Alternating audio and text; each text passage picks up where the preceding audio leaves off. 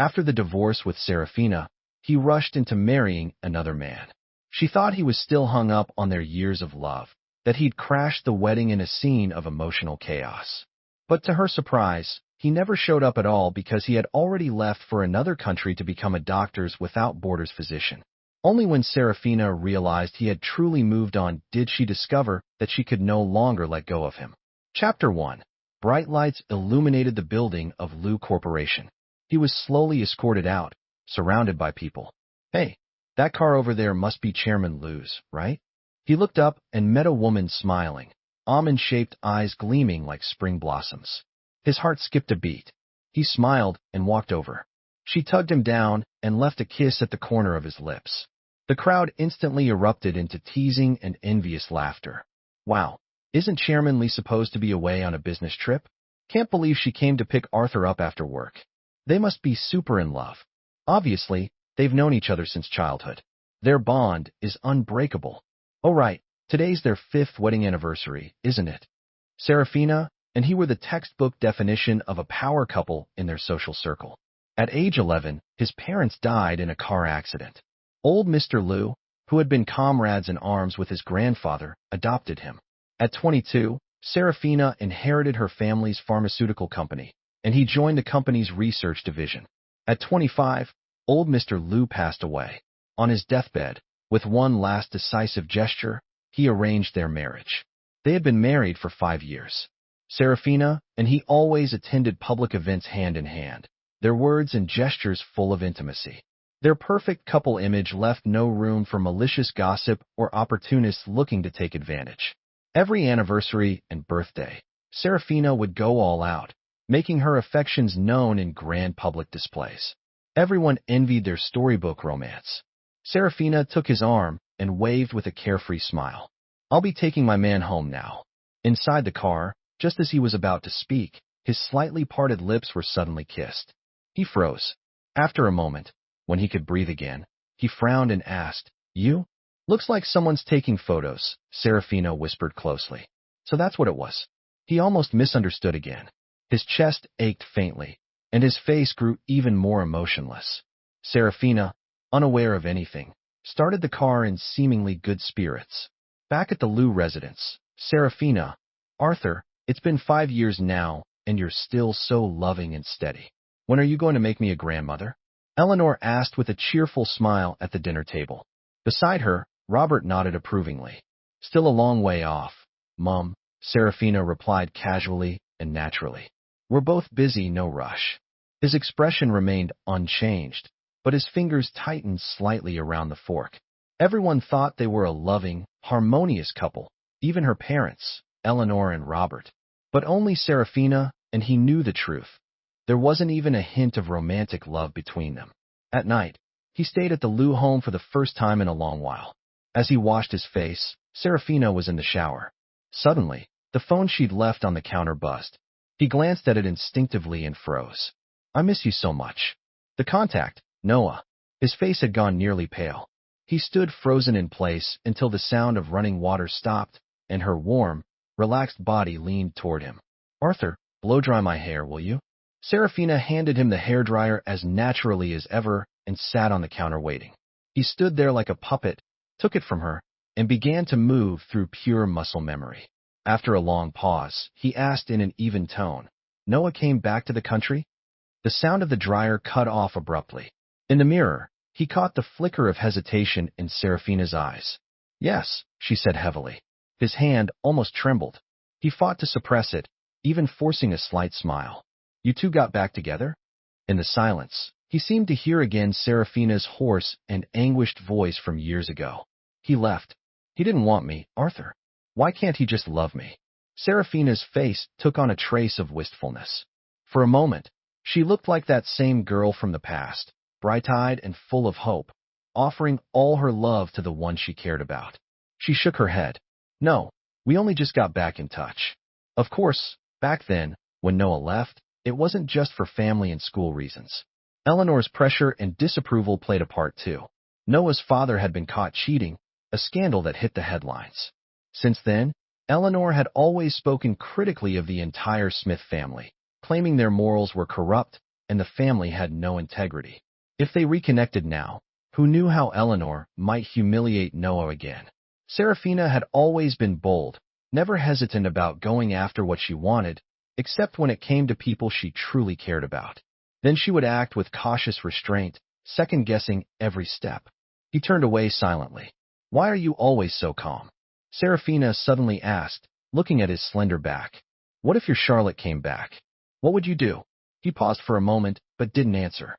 Serafina shrugged, somewhat disappointed, and her expression softened again as she picked up her phone. He stood by the window, expressionless. His jet-black eyes seemed forever devoid of any emotion. People often said he was like a cold machine, calm, rational, and hopelessly dull. And yet, now there was a shimmer in those pupils, the rims of his eyes, even the corners, were visibly red. He silently mouthed a single word, "Idiot." In the end, you still couldn't let him go. Chapter 2. Oh right. Serafina suddenly remembered something and handed him a bag. Anniversary gift. Inside was the latest luxury brand watch, elegant and high-end, probably the kind of thing no man could dislike, at least in the eyes of a woman. He forced a polite smile and said, "Thank you," even though he never wore watches like this. Serafina had given him countless similar gifts, every one of them tasteful and impressive. She played the role of a perfect wife almost impeccably. But he knew when Serafina truly loved someone, it didn't look like this. "I don't even know what he likes anymore," he heard her absent-minded murmur while holding her phone. His lashes trembled ever so slightly. Serafina only ever gets lost in thought like that for one person. Her warmth and generosity were traits of her upbringing and personality. Everyone around her felt warmed by her presence. It was easy to mistake that warmth as meant only for you. As someone who had lost family and grown up under someone else's roof, he was drawn to that sun-like radiance. He fell in love naively and deeply. He thought the light that illuminated his bleak youth was his alone. He had quietly loved her for 10 years. But later, he realized that light had shined on him without even knowing it. She would casually gift him an expensive designer watch, yet spend months agonizing over what kind of present Noah might like. She would take him to the finest restaurants, yet clumsily but sincerely make a homemade bento box for Noah by hand. She would throw him a lively birthday party, but secretly ride behind Noah on his motorcycle to the beach to watch a sunrise, just the two of them. When Serafina truly liked someone, she became delicate, cautious, clumsy, and pure. When he realized all of this, he felt pathetic, yet strangely he didn't even feel resentment or jealousy, because even he thought Noah was amazing. He deserved Serafina's affection far more than he did. But why now? Right now, he's her legal husband in name and law. Noah had left her without a word for years. But the moment he returns and crooks his finger, her entire heart turns toward him again. That night, he was jolted awake by a sharp pain in his stomach, only to find the person who should have been beside him was gone. Startled, he reached for his phone and was unexpectedly met with a social media post from Noah. "In my youthful arrogance, I lost the one who cherished me most." Thankfully, she never left. The photo was subtle, vague. Only a woman's partial silhouette could be seen. His stomach clenched in spasms. Cold sweat formed on his forehead. He stared blankly at the hand barely visible in the photo, a ring clearly gleaming on one finger. But somehow, he didn't feel like he had the right to accuse Serafina of betrayal, because their marriage had always been a business deal from the beginning. Serafina couldn't inherit anything unless she married him, and he, emotionally indifferent, didn't care who he married. He knew Serafina agreed to it not just for the inheritance, but also as an act of defiance against Noah. He didn't mind being used. After all, who among them was truly noble? In the beginning, they maintained a courteous, contract-bound relationship. Their actual lives didn't change much. Then one night, after too much alcohol, they lost control and ended up in bed together. The next day, they didn't speak of it, but from then on, they silently accepted the physical comfort. He was gambling, waiting foolishly, hoping that time would turn familiarity into love. But in the end, he lost. Serafina never fell in love with him. Those 5 years were like a dream he stole for himself. He never expected the dream to shatter so quickly. A month after that night, he opened his email and found a message from a paparazzi. There was a price tag along with attached photos. Serafina, arm in arm with Noah, entering a hotel. He stared at the unmistakable backs of the two of them for 10 whole minutes. Then, eerily calm, he transferred the payment to buy full rights to the photos. The man in the picture was tall and elegant, even more handsome and poised than when he was a youth. And him? He shifted his gaze to the reflection in the mirror. Disheveled hair from long days in the lab, eyes glued to data, face haggard and exhausted. When are you coming back? He sent the message to the person who claimed to be on a business trip. It took hours to get a reply. Not sure. Things are kind of busy lately. There was no need to lie, really. He stared at the message bubble and thought. Serafina could have just said it directly, that she'd reconnected with Noah, that the spark between them had reignited, that she still loved him. After all, they could have had a calm discussion and just gotten the divorce over with. His vision blurred for a second, then quickly cleared. He didn't have the right to hold on to anything. Leaving the lab, he didn't want to return to an empty house, so he wandered aimlessly along the streets. Suddenly, someone tapped his shoulder. Arthur, long time no see. Under the street light stood a woman, gentle as moonlight. He blinked in surprise before recognizing her, Charlotte. Back in high school, Charlotte had also been one of the campus stars, but unlike the others, she didn't come from a wealthy or powerful family. On the contrary, she was a scholarship student from a humble background. Yet, she was beautiful, kind-hearted, and exceptionally capable.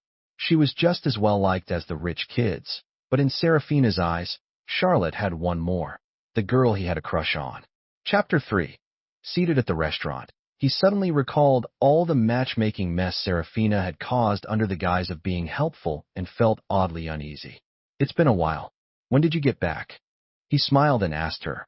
Back then, Charlotte and he had been fairly close, but once she joined Doctors Without Borders, their contact gradually faded until it vanished altogether. Now, after years of experience abroad, Charlotte looked steadier, more composed, yet her presence remained just as warm. Just taking a short break, she replied gently. Came home to rest for a bit. They quickly fell into an easy rhythm, catching up on all that had happened over the years. He listened as she told stories of disaster zones and rescue missions across the world, becoming more and more absorbed. Arthur, Charlotte looked at him carefully, weighing her words. Have you ever thought about joining us? He froze. Back then, one of the main reasons Charlotte and he became close was because of their similar backgrounds. Her parents, both Doctors Without Borders, had died in conflict zones. His mother, as it happened, had been their classmate in med school. He had once had ideals, beliefs, but he'd also had attachments and selfishness. So even when Charlotte mentioned this to him years ago, he'd only listened, never dared to act. But now that image from his inbox surfaced again. Serafina and Noah pressed intimately close. Maybe soon there wouldn't be anything left tying him down. A few days later, Charlotte sent over brochures and application materials. He sat in his study, quietly reading them. Suddenly, the door opened. He calmly switched the screen without missing a beat. It was Serafina. She wore her usual relaxed smile, but something about it seemed off. What are you up to? She walked closer as she spoke, the scent of alcohol drifting with her. He wasn't ready to tell Serafina anything about this, so he deflected casually. Reading reports. Have you been drinking? His tone wasn't particularly friendly, but Serafina just let out a soft laugh, then draped herself over him like a sleepy cat. Warm touches began to trail across his shoulder and neck. He shivered instinctively and raised his hand to gently push her away. I want to. Her slurred words spilled out between breaths, and those glistening eyes locked onto his. Dazed, seductive. Who do you want? Me or Noah?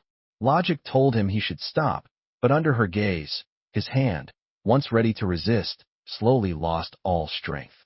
He couldn't resist Serafina. He never could. After years as a married couple, their bodies knew each other too well, too intimately. Sweat trickled down his forehead, and in the haze, he vaguely heard Serafina say something. The photo. Want to know what it is? His brows furrowed. Voice hoarse, he asked, what? He met her eyes and suddenly sobered up completely, because in the middle of this act, her gaze was strangely calm, deep. Without a word, she picked up her phone, tapped a few times, and turned the screen toward him. The heated air turned cold. He stared at the image, a candid photo of him and Charlotte. His eyes blinked slowly. When did you reconnect with her? Why didn't you tell me? Serafina's chest felt tight, like something was pressing down on it. In the photo, Arthur smiled, so warm, so gentle, a kind of expression she'd never seen directed at herself. They looked so close, so natural together. Had it been going on all this time? He shifted his gaze from the screen to her face. Serafina still wore her usual easy smile, but he clearly caught the subtle trace of displeasure behind it. For a brief second, he almost believed she was jealous. Then he laughed internally. It wasn't jealousy, just wounded pride. She'd been caught off guard, exposed. There was no way it was anything more. He lay back down, suddenly feeling drained and powerless. Serafina's voice took on the faintest note of confrontation. Don't you have anything to, Noah? He cut her off, his gaze fixed on the woman who fell instantly silent. I have photos of you and Noah. You two are back together. Congratulations. Chapter 4. A flicker of panic and guilt flashed across Serafina's face. He grabbed some clothes and stood up, heading toward the bathroom. But just as he moved, her hand suddenly caught his. Are you mad? She asked. He paused for a second, turned his head toward her, and the corner of his lips curled up faintly. Mad? Why would I be? He asked. If you want a divorce, just let me know. I don't care about the assets or anything else. His voice was calm, almost indifferent, but only he knew how suffocating the pain in his chest was. Serafina didn't let go. She stared at him for a moment, her gaze heavy, and then suddenly bit her lip and snapped. You're really that eager to be done with it? You say it so lightly, like you can't wait to get divorced tomorrow and run off to Charlotte the next day. The anger and accusation in her voice came out of nowhere. His eyes darkened, and he abruptly shook off her hand. Serafina, he said coldly, have you forgotten what we are to each other? If there was one thing I was good at, it was putting on a front, using sharp words like armor to hide the vulnerability inside, afraid of getting hurt. We didn't get married out of love. We both knew the other had someone they couldn't let go of. So don't speak to me like I'm the one cheating, okay? He said sharply. And besides, Charlotte and I just ran into each other. Nothing happened. But you and Noah? You lied about a business trip, checked into a hotel with him. If we really want to talk about betrayal and marriage, who betrayed who? He stopped himself, swallowing the rest of the sentence. Serafina's face had turned visibly pale. Her chest rose and fell slightly, lips pressed tight. She had no reply. Just 10 minutes ago, they were wrapped in passion. Now, not a trace of warmth remained. When he came out of the bathroom, Serafina was gone, not a shadow of her left in the house. They were in a cold war for the next 2 weeks. They barely spoke. Sometimes they didn't even cross paths. During those long, silent nights alone, he slowly began filling out the application form. A few days later, after work, Serafina showed up quietly to pick him up for a social gala. He'd been surviving on barely any sleep, but he still forced a smile and linked his arm with hers. He didn't expect him to be there. Noah, wearing a perfectly tailored suit. He approached them with practiced ease and familiarity. Arthur, he smiled, eyes crinkling, long time no see. His entire body tensed, but under so many watching eyes, he had no choice but to return the pleasantries with a smile. What was the point of this? In a quieter corner, his expression was flat, but his voice carried the undercurrent of frustration. If Noah was going to be here, why did you still drag me along? Serafina was uncharacteristically silent today. Her dark eyes stared at him without blinking, impossible to read. Why not? She replied calmly. I thought you two got along pretty well. He had no response. He had a gut feeling something was off with Serafina, but he couldn't pinpoint exactly why, and he had no way to refute what she said. After a long silence, he turned away and left her with just one, whatever. I just don't want people getting the wrong idea and gossiping. He sat for a while in the lounge, splashed some water on his face, and walked out after calming himself down. His leather shoes made no sound as they sank into the carpet. At the end of the corridor, 2 figures were entangled. As he got closer, the low rustle of intimate whispers reached his ears, impossible to ignore. His brain stalled for a moment. Without thinking, he just walked straight toward them. The sight of Serafina and Noah kissing passionately hit him heated. It was the first time he had seen them being this intimate with his own eyes. Serafina had her back to him, wrapped in his arms, her head tilting back again and again as she kissed him, only to be forcefully held in place by his hand at the back of her neck. In that position, he knew it all too well. It was Serafina's favorite way to be kissed. He had kissed her like that countless times. Suddenly, her tightly shut, trembling eyelids flew open, and Noah locked eyes with him without missing a beat. His breath hitched. He could clearly see the satisfaction and smugness in his pupils. When Serafina weakly began to push at Noah's shoulders to pause the kiss, he jerked backward, leaning against the wall. His mind went blank. His breathing shook. His heart pounded fast and sharp with pain. "What are you doing hiding here, Arthur?" He flinched violently, eyes widening in shock as Noah appeared before him, his expression as calm as ever. His cheeks were still flushed, lips slightly swollen and glistening. He opened his mouth but couldn't make a sound. Noah, on the other hand, casually patted him on the back, speaking as if they were close. "You stood there watching for quite a while. Got something to say?" That provocative look he'd given him earlier still flashed in his mind, though he didn't understand why. "You two got back together," he said slowly, his throat dry. "And that's nice." Noah's beautiful face leaned in close. His dark, shiny eyes stared directly into his. He didn't speak for a long moment. "Arthur," he finally said, voice soft as a drifting feather. "All these years and you're still the same hypocrite. Do you even realize what I hate the most is that holier-than-thou act, like nothing ever gets to you?" His voice trailed off to almost nothing. Then, all of a sudden, Noah grabbed his hand and slammed it into his own face. A red handprint bloomed across his cheek, and blood appeared at the corner of his mouth. "Arthur," Noah shouted hoarsely, eyes blazing. "Why the hell would you do this? I trusted you back then. And because of you, Serafina and I spent years apart because of some stupid misunderstanding. And now I'm back. Can't you at least let us be together properly?" His arm, used without consent, still hung in the air. Then it hit him. He turned his head and saw Serafina stepping slowly out from the side, handbag in hand. Chapter 5. "What are you saying?" He stared at Noah, his brows drawn tightly together. Noah clutched his arm, looking aggrieved and on the verge of tears. "You're still trying to deny it? When I went abroad years ago, I gave you the first watch Serafina ever gifted me and asked you to tell her if she truly loved me, she'd wait. But what did you do?" Noah accused, voice rising. "You never told her, did you? And you threw the watch away. Then you used the fact that Grandpa Lou liked you to get him to write up that engagement clause in his will." He stared at him in disbelief, twisting the truth, making things up out of thin air, and somehow making it sound convincing. A watch? A message? He was so furious his hands trembled, clenching his fists tightly. He snapped back. "Do you have any proof? Why would I even do something like that? Why?" Noah, still with tears on his face, suddenly smiled. "Arthur, because you're in love with Serafina. You were obsessed with her, weren't you? So crazy about her you'd do anything to get her." Like a thunderclap on a clear day, a roar filled his ears, and he froze. A love he had hidden for over a decade, exposed like this in a moment so ugly and humiliating. His eyes drifted slowly toward Serafina, who had remained silent all this time. His breath caught. Her eyes were filled with sorrow and disappointment, piercing through him like sharp glass. She believed him, and he realized with crushing clarity, it wasn't just now.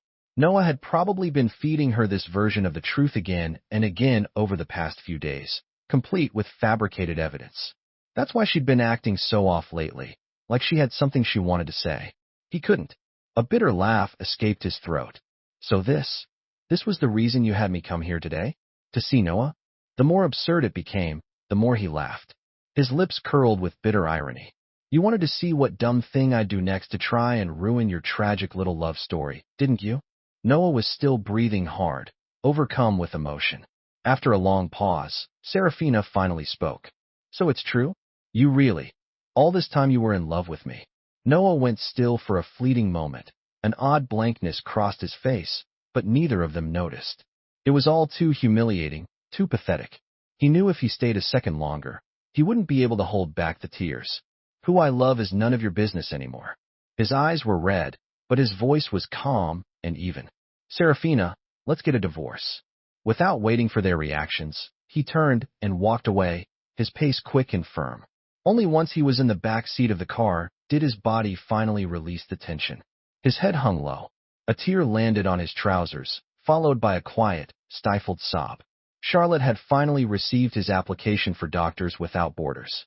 Overjoyed, She invited him to a cafe to talk more about the details. His eyelids had been puffy for days. Even when they met, the swelling hadn't fully gone down. But he wore a neutral expression and even seemed oddly cheerful, discussing various plans with Charlotte in high spirits. Suddenly, a shrill ringtone interrupted their conversation. The caller ID read Eleanor. He answered, and her overly calm voice came through the line. "Arthur, how are things going with you and Serafina lately? Any fights?" A half-drafted divorce agreement popped into his mind. He responded casually, "Why the sudden interest, Mom?" Before she could come up with an excuse, Charlotte gasped softly from across the table. He looked up and saw her staring at her phone, stunned. After hesitating a moment, Charlotte flipped the screen toward him. A massive, glaring news headline crashed into his vision. Serafina, CEO of Lu Pharmaceuticals, spotted at a private hospital's OB/GYN wing, accompanied not by husband Arthur, but celebrity Noah. Marital crisis confirmed. Chapter 6. The Lu Residence. On the sofa sat Eleanor and Robert, both with stormy expressions. Serafina knelt in the center of the living room, her head bowed, but her back was perfectly straight. "Young Master Wang is back." The housekeeper's voice finally broke the heavy silence. Serafina flinched slightly and turned her head, meeting his indifferent eyes.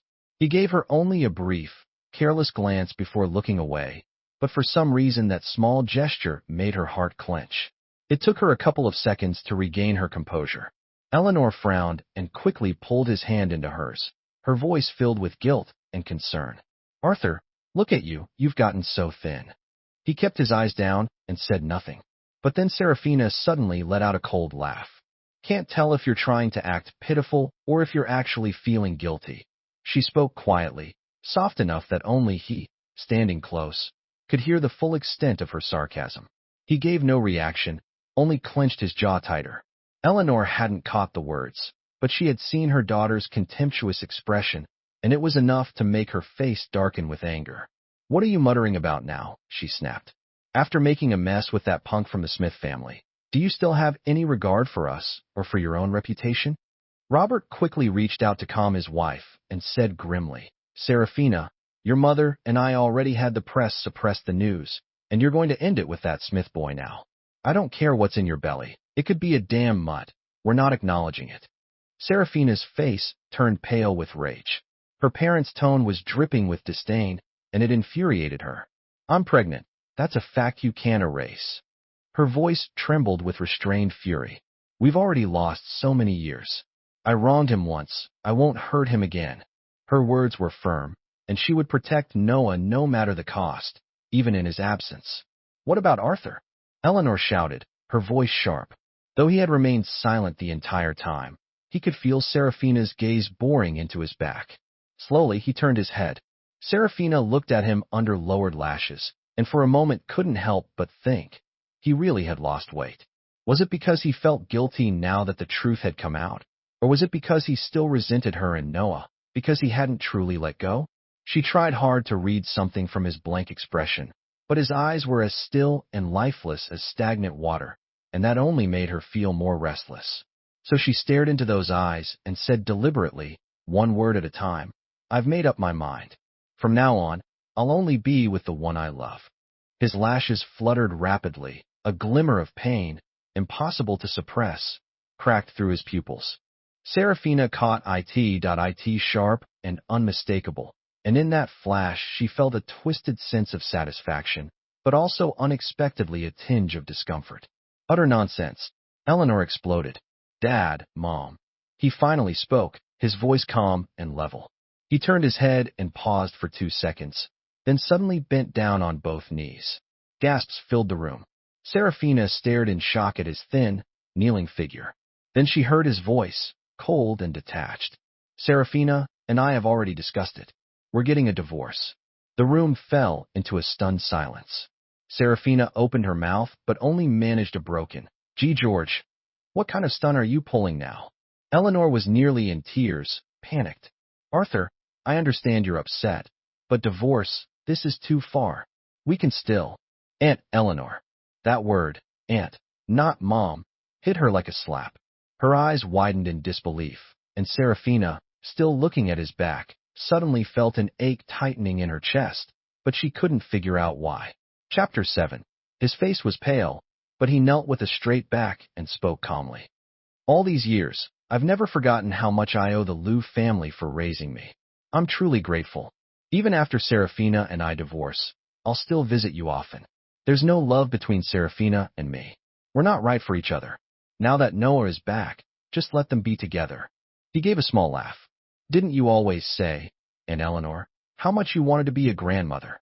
Eleanor's lips trembled, but she couldn't form a response. After a long moment, she muttered bitterly, "What a sin." Robert's face was dark, but he kept his voice as even as possible. "Whatever the case, Arthur, get up first." He was halfway to standing when a hesitant voice echoed from the corridor. "Sir, madam, there's a visitor. It's Mr. Smith." He froze and turned to look.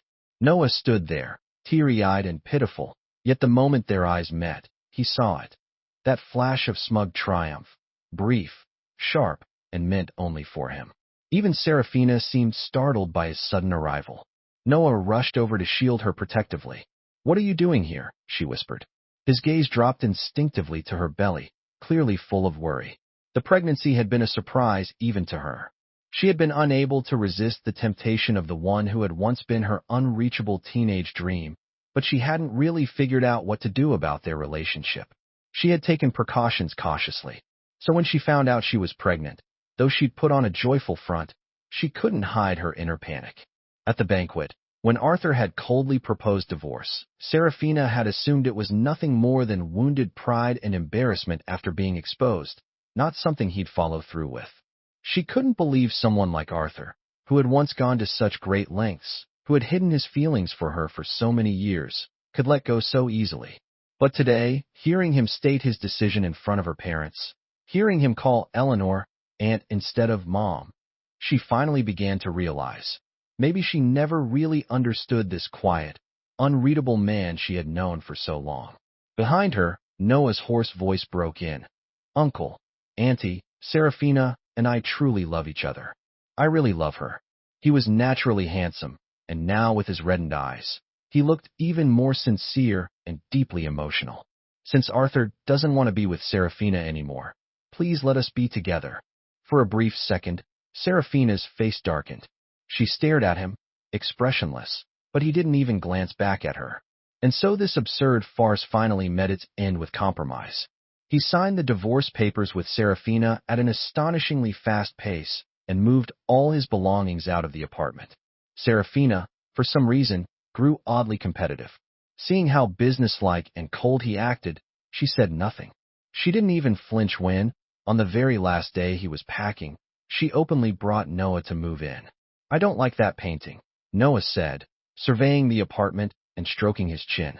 "We'll need to change that. Oh, and this spot too. That's got to go." Serafina smiled sweetly, agreeing to everything. He looked at the happy couple and couldn't help but curve his lips into a faint smirk. This apartment's layout and decor, they had once designed it together, every detail.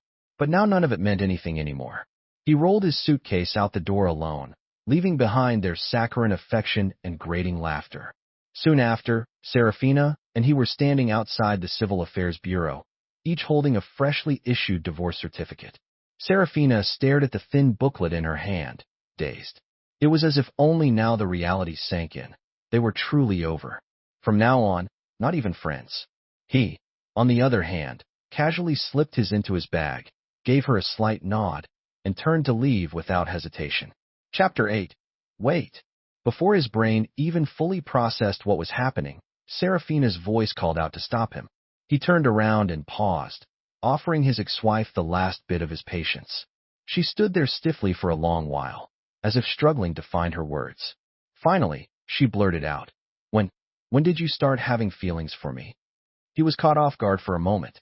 His brows drew together briefly, then relaxed as he let out a soft, humorless laugh. "What difference would that make to you now?" he replied flatly. "Would knowing add some spice to your love life going forward?" Serafina's face froze, a flash of irritation crossing it. Was that necessary? If we're being honest, weren't you the one who wronged both me and Noah?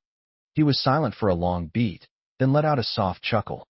Without offering a single word in return, He adjusted the strap on his watch and made no move to stay. If I sent you an invitation to the wedding, would you come? Serafina suddenly shouted toward his back, her voice oddly loud and uncertain. But by the time he pulled away in his car, she had received no answer. 3 months later, Capital Airport. Wearing simple clothes and no makeup, he pushed his luggage through the crowd, scanning his surroundings. Over here, Arthur. A soft-spoken woman waved at him. He instantly smiled and walked toward her. Charlotte patted his shoulder with a teasing grin. Nervous? You ready for this? Through his shirt, he reached to touch the pendant around his neck, a keepsake from his late mother. Yeah, he nodded, grinning broadly. I'm ready. Ready to walk forward alone, for no one but myself. At the hotel wedding venue, Noah sat alone in the dressing room, dressed in a finely tailored suit. He admired himself in the mirror, clearly satisfied with how he looked. Thinking about how smoothly everything had gone, a pleased smile crept onto his face. Suddenly, there was a soft noise at the door. His movements halted, and through the reflection he spotted a woman casually strolling in.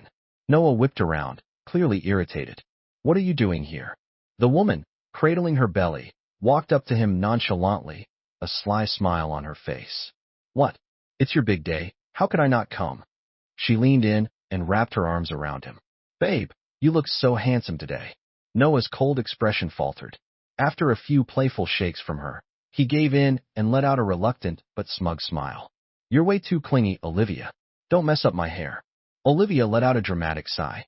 So handsome, and yet you're marrying another woman. My poor heart.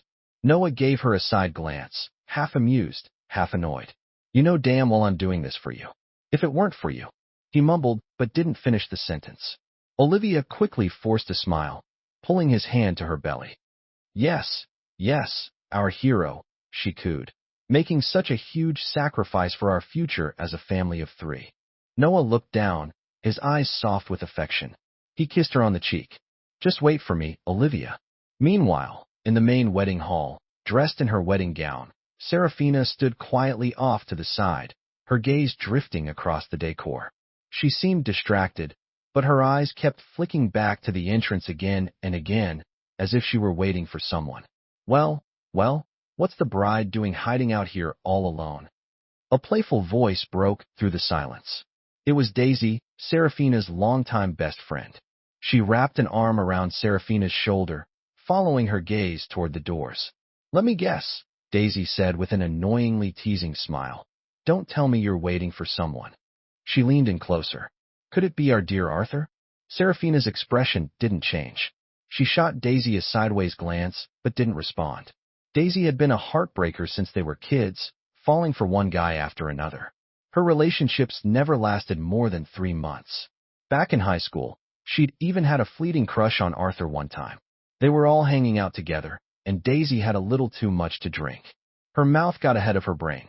Just look at Arthur, all clean-cut and proper in that boring school uniform.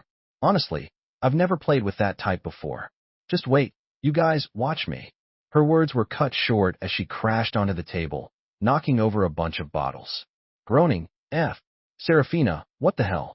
Young and delicate as she looked, Serafina stood there with an ice-cold expression. The slap she'd just delivered had left her fingers flushed and trembling with restrained fury.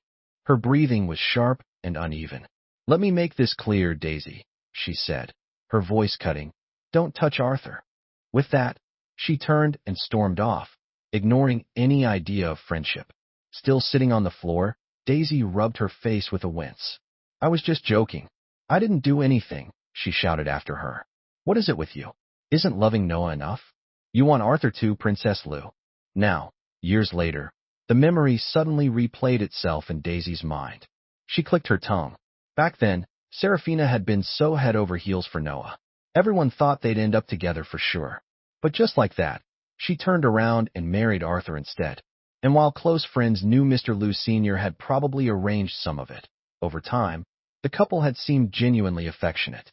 Even outsiders began to believe they had fallen in love for real. Who could have seen this coming? Noah returned, and suddenly everything flipped. Man, Daisy sighed. You really went all in, Serafina. Divorced fast, remarried even faster, got back together with your teenage dream, and now a baby on the way. You're moving at like 800x speed. Serafina didn't respond for a long time. Then she said quietly, "My love life isn't yours to comment on, Miss Kim." All right, all right. Daisy wasn't offended. She just shrugged. As long as you don't regret it and Arthur's heart's not broken, then hey, happy ending for everyone. Nothing for me to complain about. No regrets? No heartbreak. Suddenly, Serafina's mind flashed back to Arthur's indifferent eyes, that distant silhouette as he walked away. She couldn't help herself. She pulled out her phone and opened a chat window. Where are you? Are you really not coming? But all the way until the last guest left and the wedding was over, not a single word came back. Chapter 9. Arthur, over here. He was standing in the modest hospital cafeteria, tray in hand, scanning the room when he spotted Charlotte waving at him, smiling. He made his way over, only to notice someone unfamiliar sitting beside her. "Allow me to introduce you," Charlotte said, gesturing with her open palm. "This is Dr. Wong.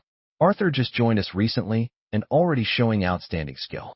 And this," she added, patting the woman next to her on the shoulder, "is an old friend of ours, a war correspondent, Iris." Iris smiled warmly. "Nice to meet you, Dr. Wong." He nodded politely in return, not thinking too much of it.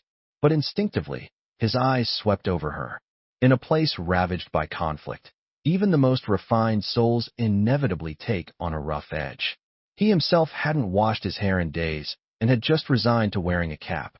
He'd come straight from multiple surgeries, his eyes puffy, his face worn out. But Iris carried an oddly serene presence. Her clothes were tidy and crisp, her movements unhurried and composed. Probably some rich young lady here to experience life, he thought absent-mindedly as he shoved a mouthful of food into his mouth. Then again, even if the emperor himself showed up, it wouldn't matter to him. "Wong." A nurse rushed into the cafeteria, heading straight for him. "That patient they just brought in, something seems off. You'd better take a look." He immediately swallowed a few more bites and replied, "Got it. I'll head out first," he said quickly, nodding as he grabbed his tray and made a fast exit. The two women watched him leave, his figure all business and purpose. Charlotte turned her gaze back, grinning mischievously. "Wow, looks like he has zero recollection of you." Iris didn't look away until Arthur had fully disappeared. Her tone was calm, unaffected. "That's normal. We never really interacted directly anyway." Charlotte smirked. "Never interacted, sure. But that didn't stop you from pining for him all these years. You came back from overseas, heard he joined up, and suddenly made such an effort to tidy yourself up just to make a good impression." Iris had no response. She just took a sip of water in silence. Today might have been the first time Arthur met her, but for Iris, her impression of him had been sealed for years ago. Back then, she wasn't yet a war correspondent, just a restless spirit roaming the world with her camera, capturing everything that spoke to her. She had made a rare trip back home only to be dragged by her mother to attend a formal banquet.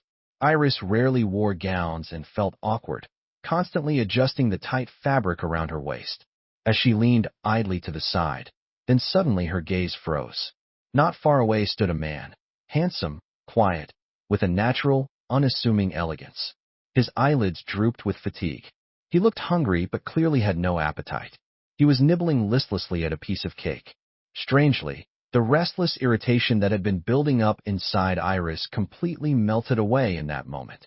It was like a spring breeze had brushed gently past her chest, soothing her agitation. Her fingers twitched, itching to lift a camera to capture that fleeting image. But of course, she hadn't brought one. Instead, she simply lifted her hands and formed a frame with her fingers. She didn't really mix with people in his circle, so she searched her memory for who he might be, but nothing came to mind. Just as she had organized her thoughts and was about to approach him, the man's otherwise mild features suddenly came to life. Though his expression remained mostly neutral, Iris could swear his eyes lit up.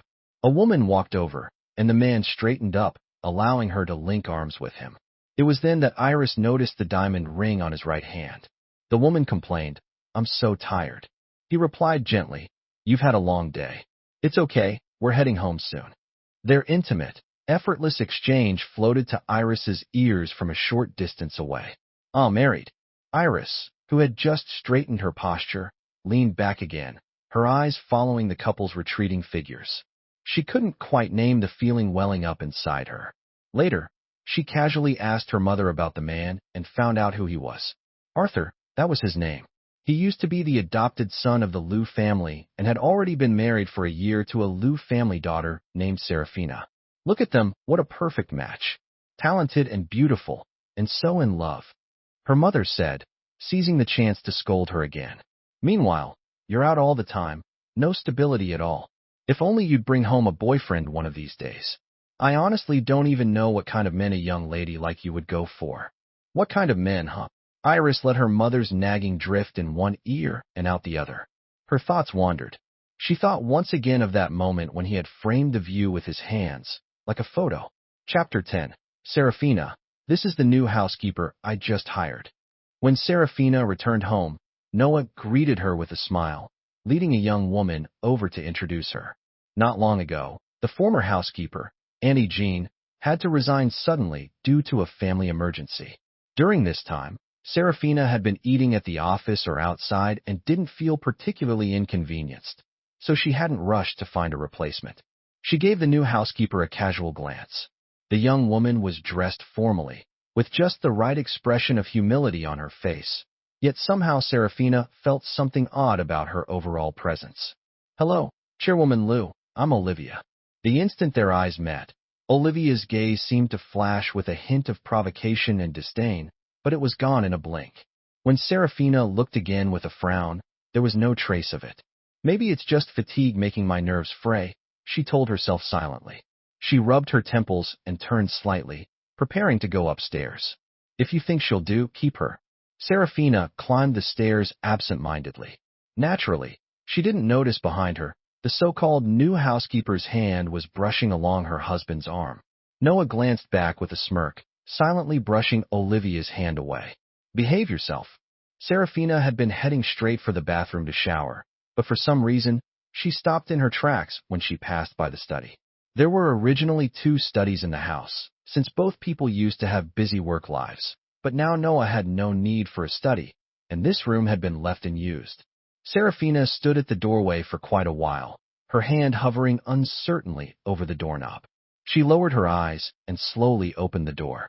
The housekeeper cleaned regularly, so the room wasn't covered in dust like an abandoned space.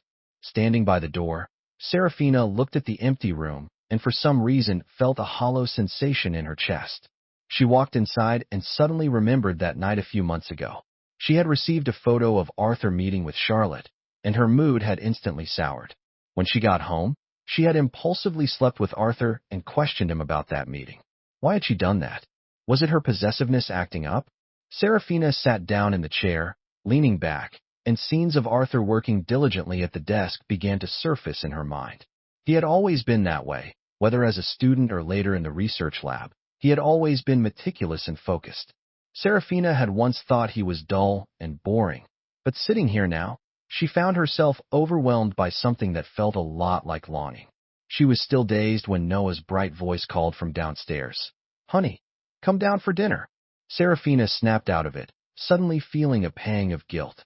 She shook her head, brushing away those untimely thoughts and emotions. Don't think about it anymore. What she needed to do now was to cherish Noah properly. Chapter 11. Thud. Standing in the suddenly pitch-black bathroom, his hair still full of foam, he froze in place. What the hell? Power and water outage. He quickly wiped the water off his body and threw on a loose t-shirt and shorts. He walked around the room, but couldn't find anything to rinse the shampoo from his hair. Helpless, he pushed open the door, planning to go out and see what was going on. His shoulder jerked back suddenly. He had just bumped straight into someone holding a lantern. Iris. The woman looked startled too by the door opening so suddenly. After a pause, she replied, "That's me." She explained, "There was an issue with the main switch. I wasn't sure if you were affected too, so I came to check. My room's pretty close to yours." She tilted her head and pointed, "Just over there." He followed her gesture, nodded in understanding. "Ah, okay. Thanks." For some reason, Iris suddenly lowered her gaze and fell silent. As he looked down slightly into her eyes, he found himself randomly thinking they were actually quite beautiful. Suddenly, something cold dripped down his shoulder, a clump of foam falling from his hair. "Ah," he said awkwardly, brushing at his head. "The water went out while I was washing my hair, so yeah." Maybe he imagined it, but Iris's lips curled slightly, as if she were trying not to laugh. She said gently, "There's a lake out back. The water there's fairly clean. You can make do with that." Under the silent night sky, the only sound was the soft splashing of water. Iris stood on the grass with the lantern, her back to the lake. She lowered her eyes, quietly listening to the sounds behind her, feeling an inexplicable nervousness. "Why aren't you saying anything?" He stood in the lake, looking at her slim silhouette. "Let's chat a bit." Iris paused for a moment, then asked thoughtfully, "Why did you come here?" "Charlotte told me you used to work in a lab. I've heard about some of your research. It's impressive," she added sincerely. Maybe it was the bright stars or the soft night breeze, but something in him relaxed. Her rare openness put him at ease.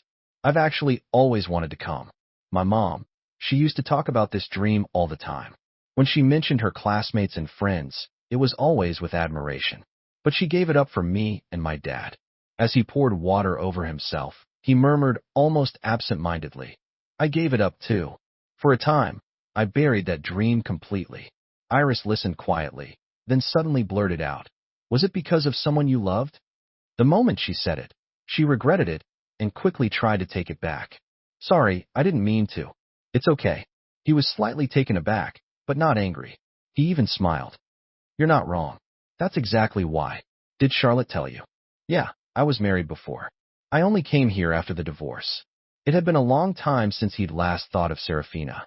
Now that her name had come up, he was surprised by the calm he felt inside. No heartbreak, no turmoil, just a faint, unavoidable sense of wistfulness. Iris's voice was soft. "Why did you two divorce?" "Because she didn't love me." Behind him, the sound of water stirred and slow footsteps approached. He came out of the lake with a towel draped over his head, still dripping slightly. Iris froze instinctively, turning away. But then she seemed to realize something and quickly turned back. Sorry, but..." He couldn't help laughing. For some reason, she seemed kind of adorably awkward. "It's not like I'm naked or anything. You don't have to be that cautious." Iris tugged awkwardly at her earlobe, her ears slightly red with heat. After a couple of seconds of silence, she brought the topic back up. "What you said earlier, what did you mean exactly?" "What it sounded like. Our marriage was a bit complicated," he explained as he dried his hair. "Basically, it wasn't mutual love. She had someone else she cared about." Iris's gaze unconsciously dropped to a droplet of water on his neck. It clung there a moment before slowly tracing down his skin and disappearing into his collarbone. "But you did like her, didn't you? Was it painful?" He looked down as if thinking it over, then smiled. "Whether I liked her or not, I guess it doesn't matter all that much. Either way, it passes eventually." He draped the towel around his neck and tilted his head back, eyes reflecting the sky. "Wow, there are so many stars tonight. They're beautiful." Iris only glanced up briefly before her eyes returned to him. She looked at his tilted profile and softly responded with a quiet mm. Suddenly, he felt something settle on his shoulders. He turned his head and blinked in surprise, his hands automatically catching the towel now draped over him. Iris's delicate face was close, her ears clearly flushed red.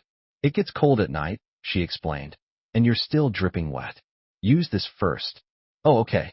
He suddenly felt a bit dumb, stumbling over his words. He hadn't been self-conscious earlier, being shirtless and all, but now unexpectedly, he felt a little embarrassed. There was a faint scent lingering on the towel, Iris's scent. They walked back to the house in comfortable silence. At the door, they stood still for a moment, looking at each other across the small space between them. "Good night," they spoke in unison. Chapter 12. Top floor of the Lu Corporation. Serafina was working at her desk when a sudden sharp pain stabbed through her lower abdomen. Just then, Eleanor walked in and let out a terrified scream. Serafina, are you okay?" Serafina collapsed to the floor, clutching her stomach, struggling to speak through the pain. She gasped, "Noah, call Noah." By the time Noah rushed to the hospital at full speed, Serafina was already in the operating room. He was panting as he asked, "Mom, how is she?" Eleanor's face was full of worry. "I don't know. She's been in there for a long time and hasn't come out yet. You have no idea. If I hadn't gone to the office today, who knows what would have happened to her." Her eyes were red and brimming with tears, clearly still shaken. The moment I opened the door, Serafina was already lying on the carpet, and there was blood everywhere. At her words, Noah's brow twitched, anxiety flashing across his face as he stared at the glowing red light above the operating room door. Suddenly, Eleanor seemed to think of something and turned to him sharply, her voice rising in anger. "And you? Where the hell were you? It's so late. Why did it take you this long to get here?" Guilt flickered briefly across Noah's face, but he quickly tried to explain. "I was busy, Mom, really. If I'd known something like this would happen, I would have never left Serafina alone, not for a second." No one knew how long they waited outside the operating room. At last, the red light went off. The doctor emerged, drenched in sweat, pulling down his mask. "Congratulations. Mother and daughter are both safe." In that instant, everyone let out a breath of relief. Eleanor clutched her chest and leaned weakly against Robert, murmuring over and over, "Thank goodness. Thank goodness." Noah's heart was racing uncontrollably. In the hospital room, Serafina lay on the bed, pale and fragile, as if she could be blown away by the faintest breeze. Noah sat by her side, gently brushing her delicate face with his fingertips. Suddenly, her long lashes trembled. Slowly, she opened her eyes. "You're awake." Noah stood up at once, his voice gentle and low. The anesthesia must have worn off, and waves of pain came rushing back in. Serafina frowned slightly, unable to hold back her reaction. Her blurred vision seemed to take a moment to recognize the man in front of her. "Honey, I'm here. I'm right here," Noah responded instantly, pain and concern written all over his. "I told you I'd always stay by your side. It's a girl. She looks like you, absolutely adorable." At the mention of their child, a faint smile touched the corners of Noah's eyes. But suddenly, as if something came to mind, that smile twisted ever so slightly. He placed a tender kiss on Serafina's forehead and whispered, "You've worked so hard, Serafina." Serafina's heart tightened as she slowly closed her eyes. A strange bitterness rose in her mouth. Chapter 13. Several days later, still at the hospital. In another room, a woman gently rocked the crib with a faint smile on her face. Suddenly, the door opened and someone walked in. The woman looked up and instantly froze. Her expression cooled and she straightened her posture, a subtle air of distance forming between them. "What are you doing here?" Noah walked in with a smile, standing by the crib and peeking inside. "Ah, this little baby is so adorable." As he reached out to touch the infant, his hand was sharply slapped away. "Don't touch her," Olivia snapped coldly. Noah paused, stunned for a few seconds, then clicked his tongue in annoyance. He walked around and sat by the crib. "What's the problem? She's my daughter. I can't even touch her." Arms crossed, Olivia scoffed, her face expressionless. "Your daughter? Funny how she only becomes your daughter now. Where were you when we were fighting? Where were you when I called after falling down the stairs? Ah, did you remember she was your daughter then? And all these days, not even once did you show up? You've been too busy playing house with that woman and that kid.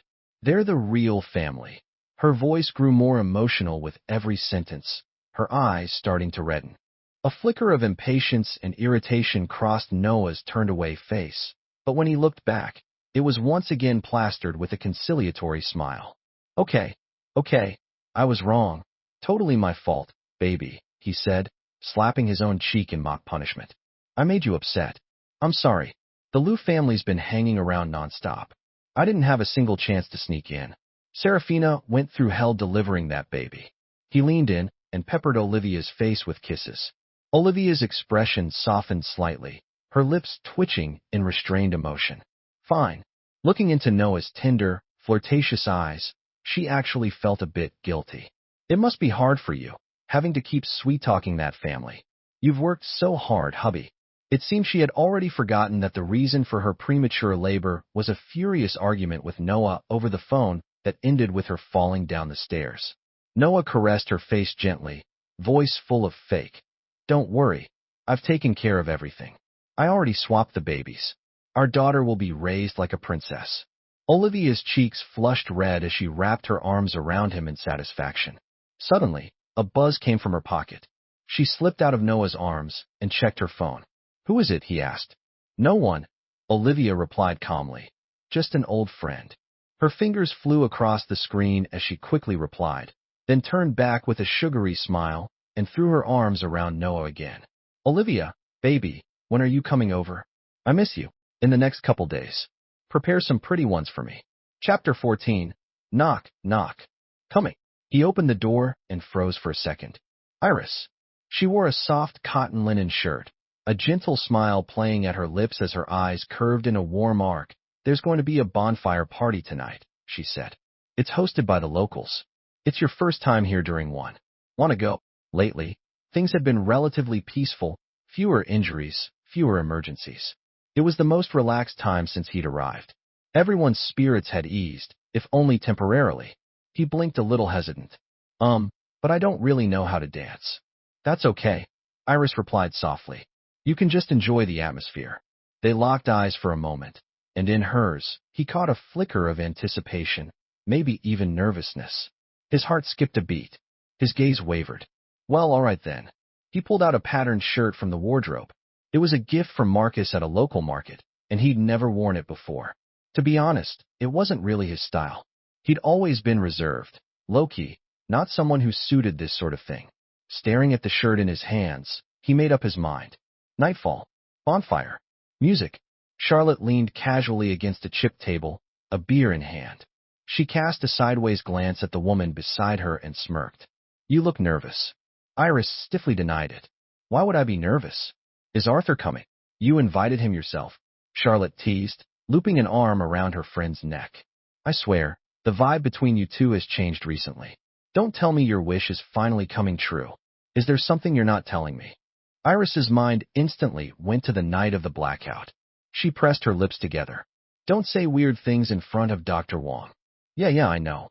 Charlotte took a sip of beer, then turned and her eyes lit up. She raised her hand. Arthur. Iris instinctively straightened her back and turned around. Naturally, he walked over quickly, still slightly out of breath. He gave a bright smile, teeth white in the firelight. Sorry, I'm a little late. Iris's breath caught. Her eyes didn't blink as they landed on him. The vibrant patterned shirt clashed starkly against his pale skin and usually quiet demeanor. It created a surprising contrast. There were scars on his arms from recent rescue missions, but rather than flaws, they added to his appeal.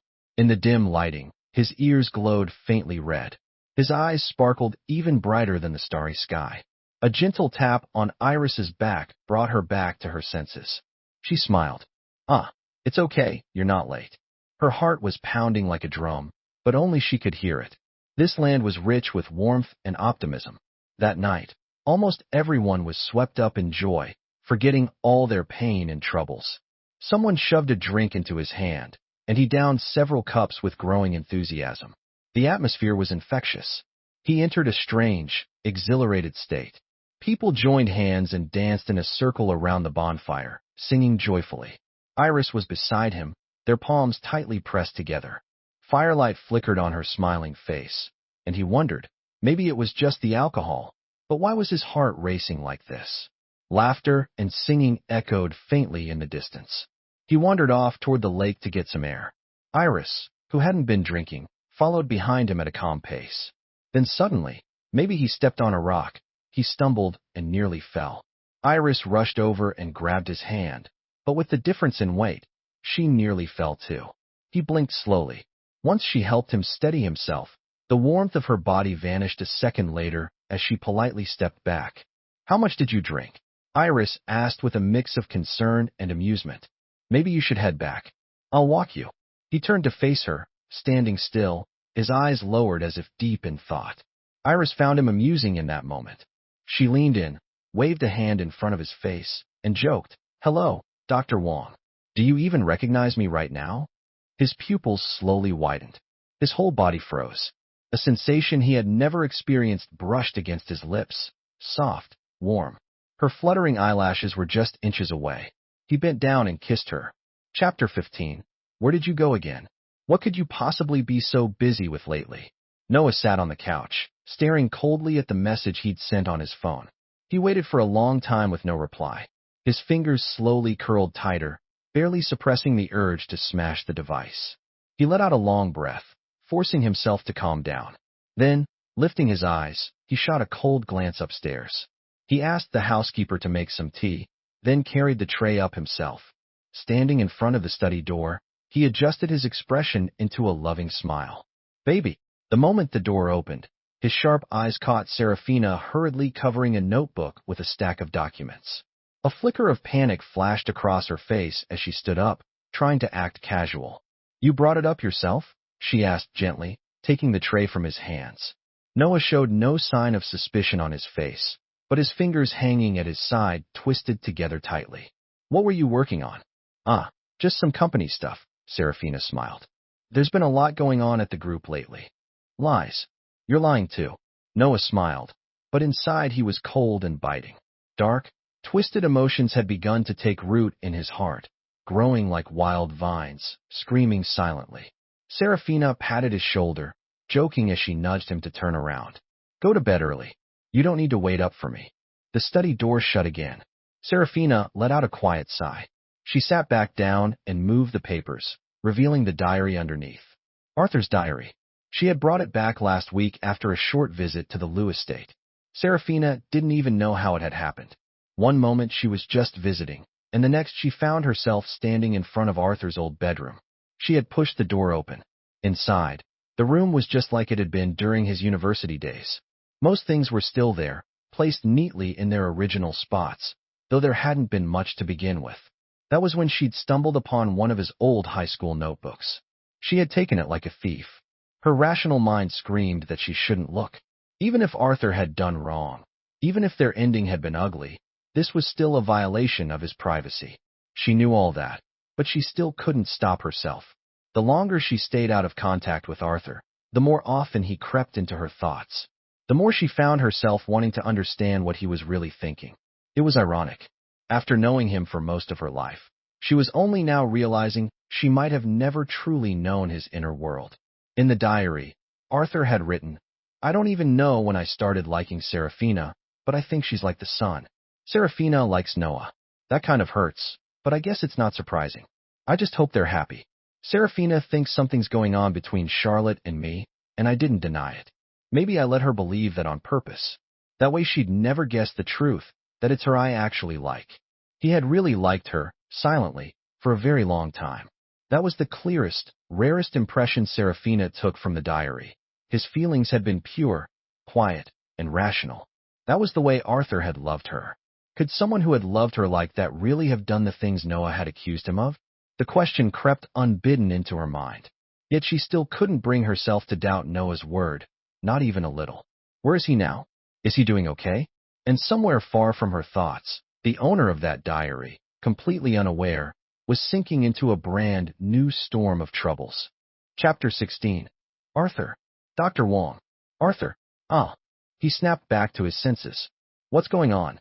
"I was telling you there's a new virus outbreak in the disaster zone," Charlotte said with an exasperated frown. "Where were you just now? You've been completely out of it."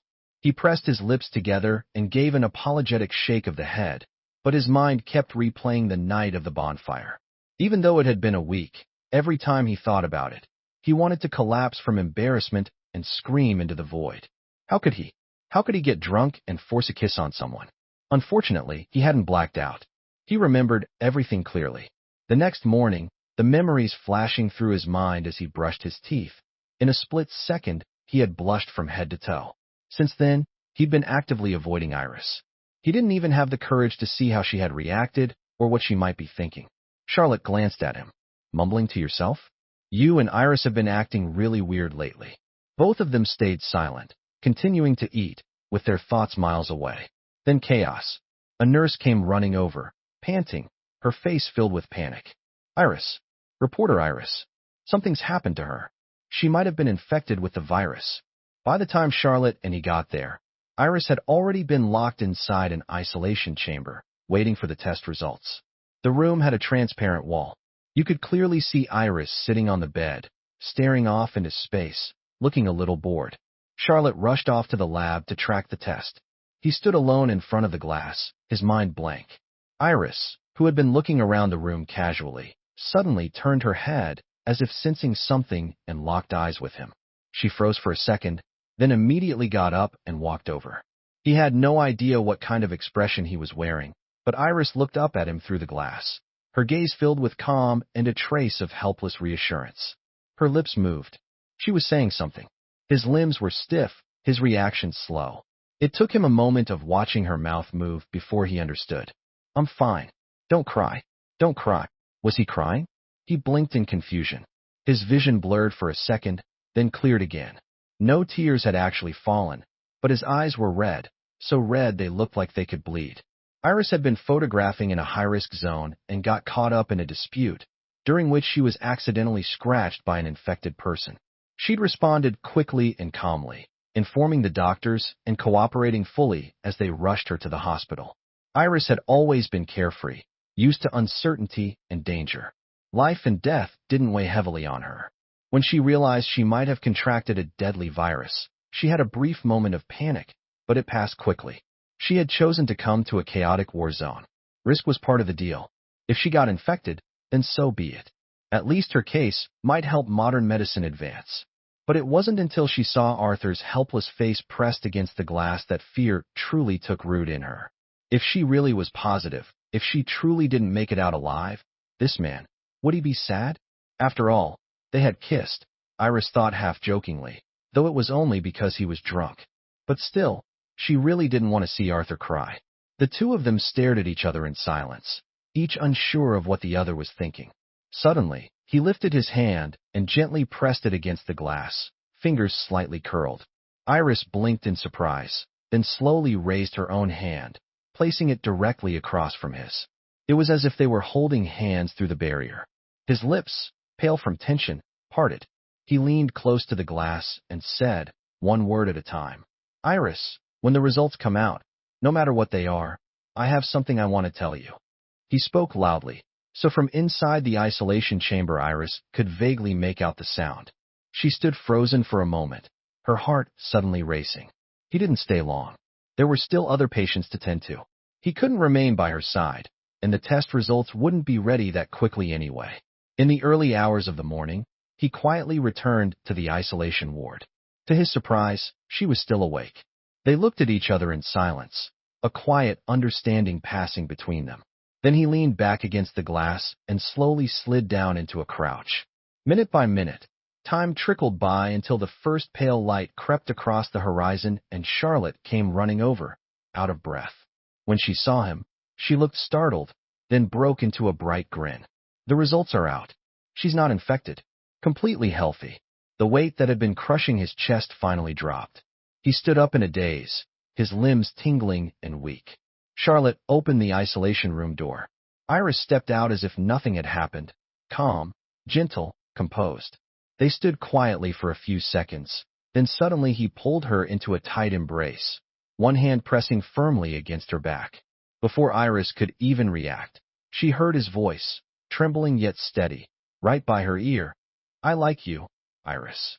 Love is the most fragile and elusive thing of all. Chapter 17. When no one else was home, Noah quietly entered Olivia's nanny room. The moment he smelled an unfamiliar men's cologne on her discarded clothes, his mind went eerily blank. Serafina said she loved him, yet had always unconsciously defended Arthur, and now she spent her days secretly clinging to Arthur's diary. Olivia said she loved him too, but even after all he'd done for her, even after she gave birth to his child, she was still sneaking around behind his back, seeking out pleasure. And there had been many other women who claimed to love him as well. They all disgusted him. Only what he could hold in his own hands, tangible, controllable, was real. Money, power, fame, and now his daughter. These things would never betray him. Noah held the tiny baby tenderly in his arms, whispering, Daddy will love you forever. He stood in a daze for a moment. Then suddenly he sensed something was wrong. She was burning up, way too hot. His expression turned instantly grim. The baby had a fever. Serafina was in the Lu Corporation's office, reviewing documents when the call came in. Some of her assets had recently encountered minor issues and her brows had been furrowed tightly all morning.